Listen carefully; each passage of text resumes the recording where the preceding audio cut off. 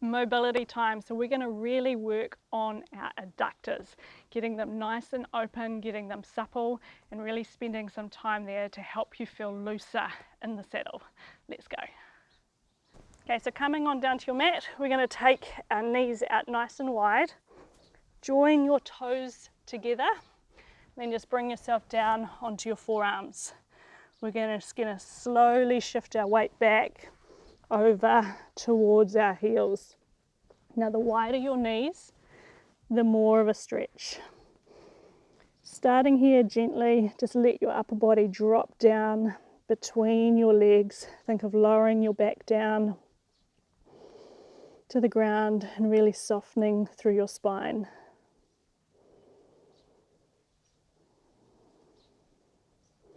Again, letting the breath be soft. Our adductors get really tight and stuck as riders, and it's so often that these can make a huge impact in the saddle. Not only do they get tight, they can get rigid and they can cause us to adjust from one side to the next.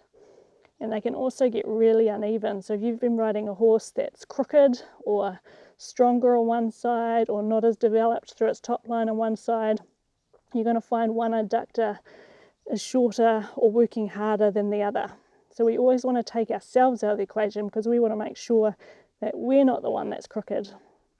And so making sure that we're spending time on getting space in our adductors and making them strong and long, we can always ensure we're turning out to be our best version of ourselves in the saddle.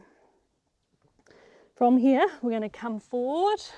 We're going to turn our toes to the outside, take your feet a little bit wider, and just settle on to the beautiful pose that is frog pose. It's one of those love-hate relationships. It's intense, it's hard, but absolutely massive for your riding.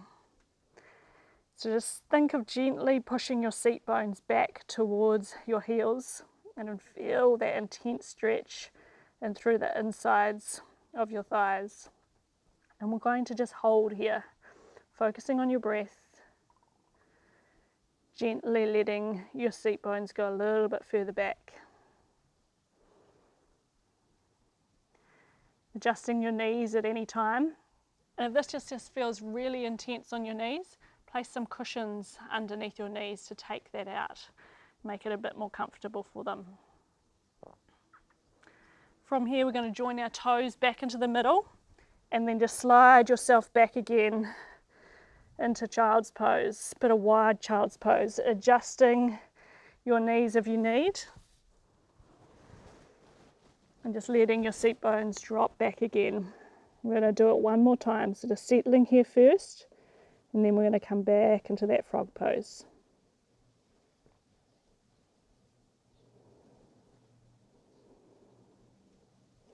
Inhale, come up. Turn your toes to the outside, take your knees out wider, and then just slide back into it.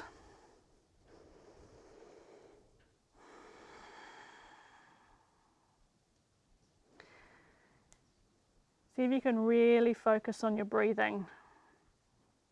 In through your nose and out through your nose, being fully present. Even though the mind wants to run away from the stretch, run away from the uncomfortable, you want to step into it. Stay here, stay with it, but remind the body that it's safe by focusing on our breath.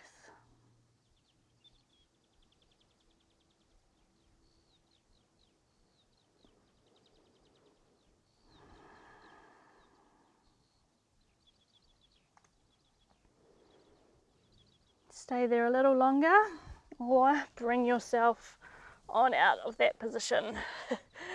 It's a tough one. Definitely a love-hate relationship, but it's one of those ones that we definitely need as riders. So try and keep the momentum going with your mobility, with your strength, creating that suppleness so that when you're in the saddle, you do have that space, because we don't want to hop in the saddle and straight away feel tight, stuck and rigid, because then when you add that horse's movement to it, your body has no other choice except for to brace and go, holy cow, I don't feel safe in this position. So we want to make sure that we have that space and that freedom of our muscles so that they do feel strong when they are long. So keep up the mobility work, and I'll see you really soon.